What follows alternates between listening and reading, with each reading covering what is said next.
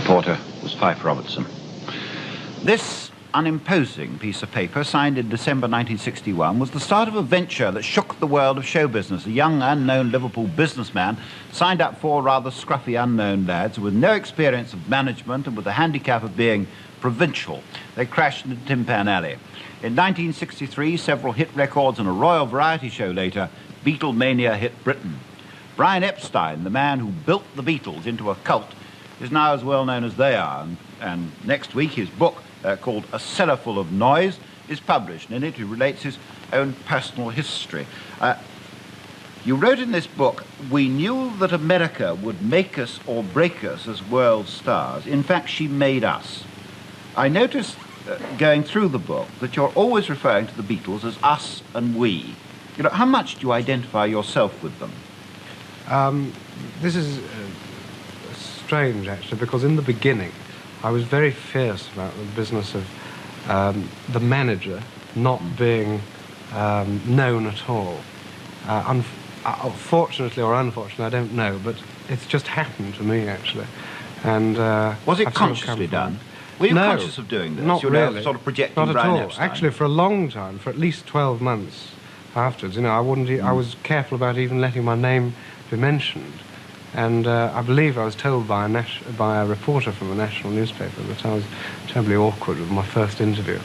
But it did happen. You know, I quite enjoy sort of doing programs and bits of television and things now. And you enjoy it, but do you ever envy the Beatles? No, no. What don't you envy about them then?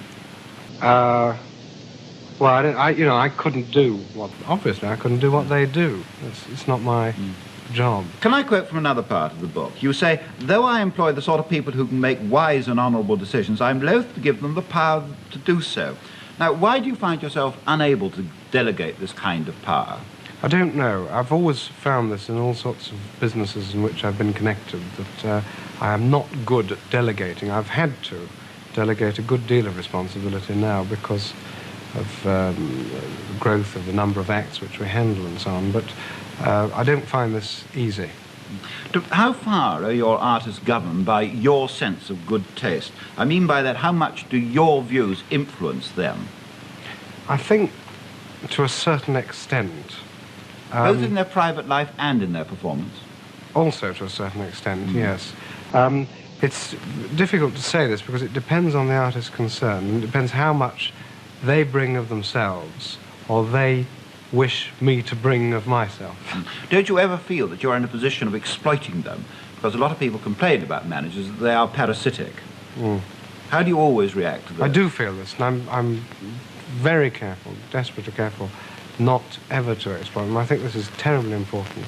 And I was very conscious of this kind of thing when I entered the business. Are you still conscious of it now? Yes. You still feel, I must not exploit this person? Yes, absolutely. I still feel that even if they don't want to know about a certain contract or a certain fee or something, it's my duty to inform them, even though they may throw the bit of paper away on which I tell them. But doesn't this make life terribly uncomfortable for you? No, not at all.